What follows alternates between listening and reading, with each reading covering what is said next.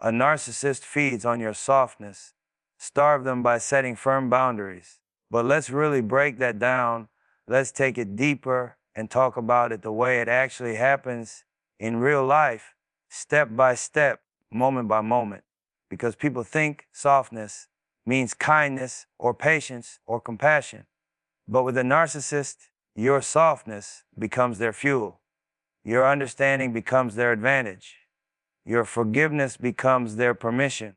And before you even realize what's happening, you're giving them a front row seat to your heart while they're sitting there thinking about how to run the whole show. See, some people don't respond to kindness with gratitude. They respond to kindness with greed. They take it like it's an open invitation to take more, expect more, demand more. And when you finally wake up and stop giving, they start acting like you switched up on them, when the truth is they've been switching up on you since day one. That's why boundaries are everything. Not the weak kind where you say, I don't like that, but still let them do it. Not the kind where you warn them 10 times but never move different. I'm talking about real boundaries, the kind that don't need a speech, don't need a debate, don't need a lecture, the kind that show up in your actions, your decisions, your silence, your distance. You starve a narcissist by refusing to play their game. They want reaction. You give them calm.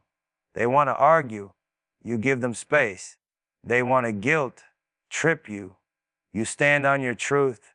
They want to make you question your worth. You level up and make it undeniable, because that's the part they'll never understand. Your power grows the moment their voice stops being the loudest in your life. A narcissist survives on emotional chaos the way people survive on oxygen. If you're always explaining yourself, defending yourself, proving yourself, begging to be understood, you're feeding the same cycle that's draining you. You're giving energy to a person who wouldn't give you honesty if their life depended on it. So you got to switch energy. Your softness doesn't need to disappear. It needs protection. Not everyone deserves access to the best parts of you. Not everyone deserves the version of you that listens deeply, loves honestly, forgives freely. You've been treating everybody like they're deserving, while some of them ain't even qualified. When you set boundaries, they'll call you cold. They'll call you selfish. They'll call you distant. But notice, they only say that when you stop letting them use you. They only say that when you stop letting them drain your peace. They only say that when you finally stand up for yourself. Boundaries aren't walls, they're doors. And you decide who gets a key. You decide who gets access. You decide who walks in and who gets locked out. That's not cruelty. That's maturity. That's clarity. That's self-respect. And let's be real, a narcissist doesn't love you. They love the version of you that delivers, that forgives, that tolerates, that absorbs the impact of their behavior. The moment you stop being that version, the illusion breaks. That's when you find out the truth. Not about them, but about you. You find out you're stronger than you thought. You find out you can walk away from what isn't healthy. You find out you can rebuild your peace from scratch. You find out that your softness isn't a weakness. It's a gift you've been given to the wrong person. Setting boundaries feels uncomfortable at first because you're used to carrying people who were never meant to be on your shoulders. But once you put that weight down, once you reclaim your time, your energy, your mental space, you start to breathe different. You start to think sharper. You start to feel lighter. And that's how you starve a narcissist. Not by fighting, not by proving, not by explaining, but by choosing yourself unapologetically. You take your softness back. You take your heart back. You take your peace back.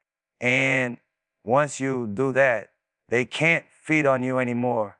They can't drain you anymore. They can't control you anymore, because you stop giving the very thing they were surviving on: your access, your attention, your energy. And that That's the beginning of getting your life back. Don't argue with manipulation. Respond with clarity and distance.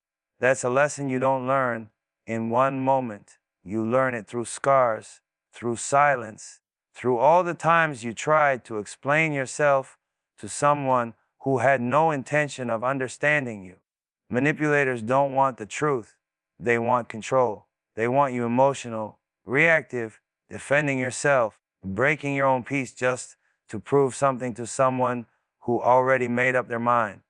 But let me tell you something real. You don't win a game that was rigged before you even showed up. You don't argue with someone who twists every word you say into a weapon pointed back at you. You don't debate with a person who listens just long enough to flip the script and make the whole situation about them. The moment you start arguing with manipulation, you already lost your leverage. You stepped into their arena, and their arena is built to confuse you, frustrate you, wear you down. That's why you got to move different. You got to stop reacting and start recognizing. Stop explaining and start observing. Stop fighting and start distancing. Clarity is your power. Distance is your peace. See, when you respond with clarity, you strip the drama out of the situation. You take the emotion out of their grip. You don't give them the fuel they're hunting for. Manipulators feed on confusion. It's their home court advantage. So when you get clear, when you keep your words simple, direct, neutral, it throws them off. It takes away the room they need to twist things. It removes the chaos they operate in. And distance. That's your shield. That's your oxygen. That's the space where you stop being controlled and start being conscious. Because around a manipulator, your mind becomes a battlefield. They push buttons you didn't even know existed. They make you question your own perception, your own memory, your own reality. And when someone has that power over you, the only real answer is space, emotional space, mental space, physical space, if needed. You don't argue with someone who's committed to misunderstanding you. You don't chase validation from someone who benefits from confusing you. You don't break yourself trying to fix someone who manipulates every truth you hand them. Instead, you get centered. You get still. You get grounded in who you are, what you saw, what you felt, what you know. Because clarity isn't loud.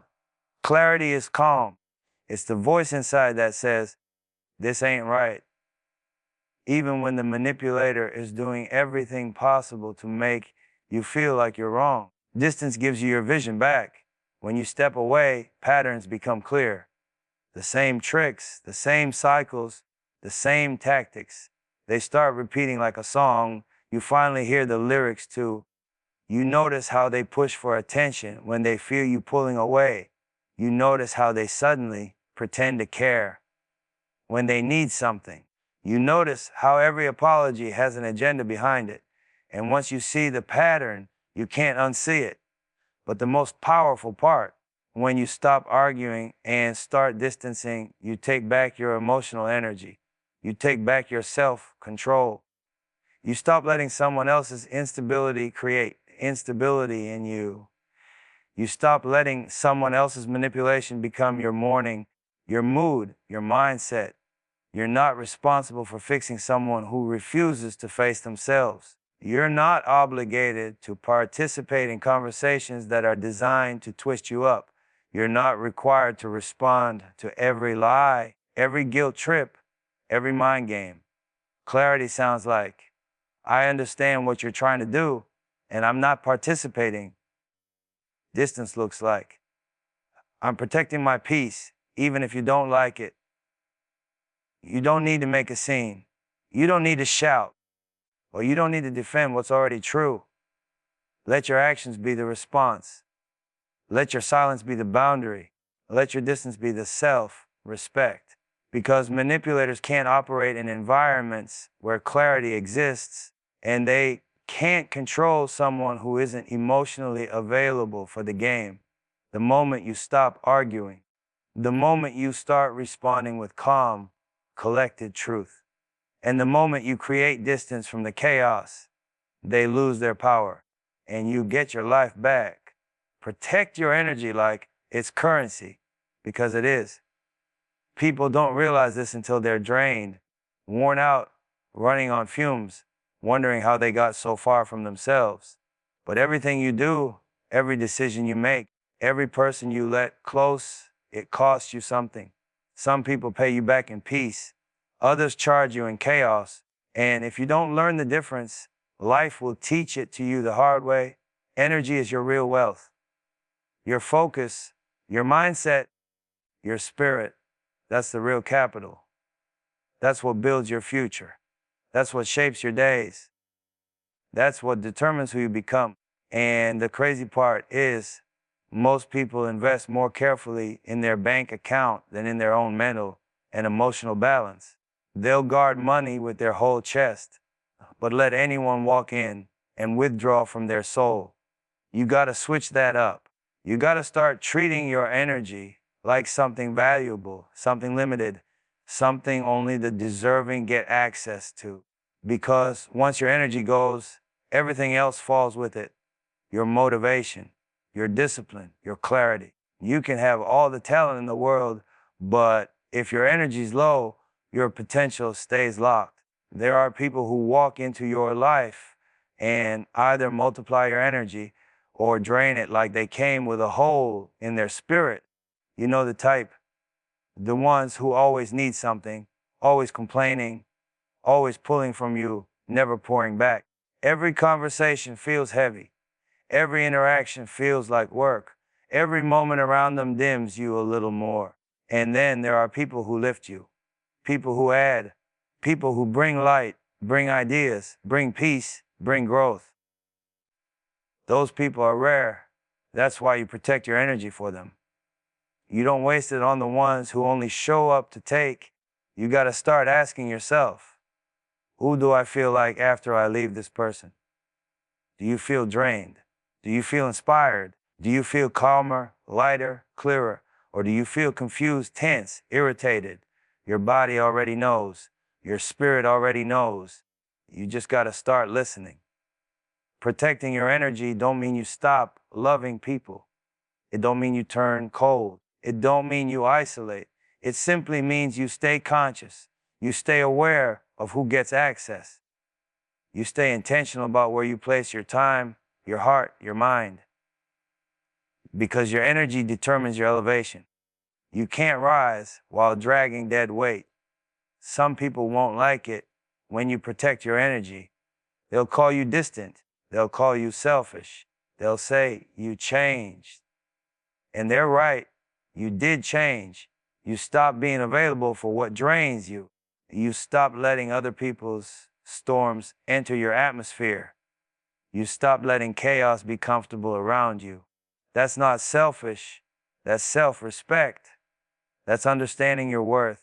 That's knowing you're not built to be a battery for someone else's emptiness. You're here to build something real with your life. And you can't do that if you're constantly emotionally bankrupt. Emotional bankruptcy is when you give so much of yourself away that nothing is left for your dreams, your goals, your growth. You start losing your spark. You start moving slow. You start settling for less. That's why protecting your energy is survival, spiritual survival, mental survival, even physical survival. And part of protecting your energy is learning how to say no. A strong no will save you from years of stress. A calm no will protect you from people who don't protect you. A confident no will remind you of your power. You don't owe anyone access. You don't owe anyone constant availability. You don't owe anyone the pieces of you that take the longest to rebuild. Give your energy to people who value it. Give your time to people who appreciate it. Give your presence to people who honor it. Give your heart to people who protect it like you do. Because when you protect your energy, your mind gets clearer, your path gets straighter, your decisions get sharper, and your future gets brighter. Your energy is the foundation of everything you build. Guard it like it's gold. Spend it like it's limited. Invest it where it grows. And never let anyone bankrupt your spirit again. Shift focus from pleasing them to upgrading yourself. That's a whole mindset shift. That's the moment you stop living on other people's expectations and start living on your own purpose. Because when you're stuck trying to please someone who never appreciates, never acknowledges, never shows love back, you're basically pouring your time, your energy, your identity into a bottomless pit. And no matter how much you give, it's never enough, because the problem was never you. The problem was who you were giving it to. You spend so much time trying to make them happy, trying to avoid conflict, trying to keep the peace, trying to earn respect that should have been given for free. You bend yourself, shrink yourself, silence yourself, hoping one day they'll wake up and finally see your worth. But people who benefit from your self-abandonment don't suddenly grow a conscience. They don't suddenly start appreciating you. They don't suddenly realize your value. So you gotta shift the energy. You gotta redirect that focus from trying to make them feel comfortable to making yourself feel powerful. Everything you've been giving away, your time, your effort, your care, your patience, your loyalty, imagine what happens when you put all of that into your own growth. Imagine what you become if you stopped chasing validation and started chasing evolution. That's when life changes, because pleasing people is a trap. It's an addiction. It keeps you spinning around their needs while ignoring your own. It keeps you in a cycle where your worth depends on their mood. It keeps you searching for acceptance in places that only know how to take, not give.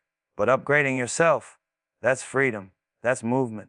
That's choosing to level up instead of staying stuck in circles that don't elevate you. When you shift that focus, you start seeing your life differently. You start realizing how much you've been holding yourself back, trying to keep the wrong people satisfied. You start recognizing all the areas you've been neglecting: your dreams, your health, your money, your peace, your ambition. And suddenly, you don't want to lose yourself anymore. Suddenly, you want more. You want better. You want growth. Upgrading yourself doesn't mean you stop caring for people. It means you stop destroying yourself for people who wouldn't even build with you. It means you stop choosing them over you. It means you stop negotiating your worth in situations that don't honor it. You start investing in your mind. You start investing in your skills. You start investing in your habits. You start investing in your healing. You start investing in your direction. You start doing the things that elevate you instead of drain you.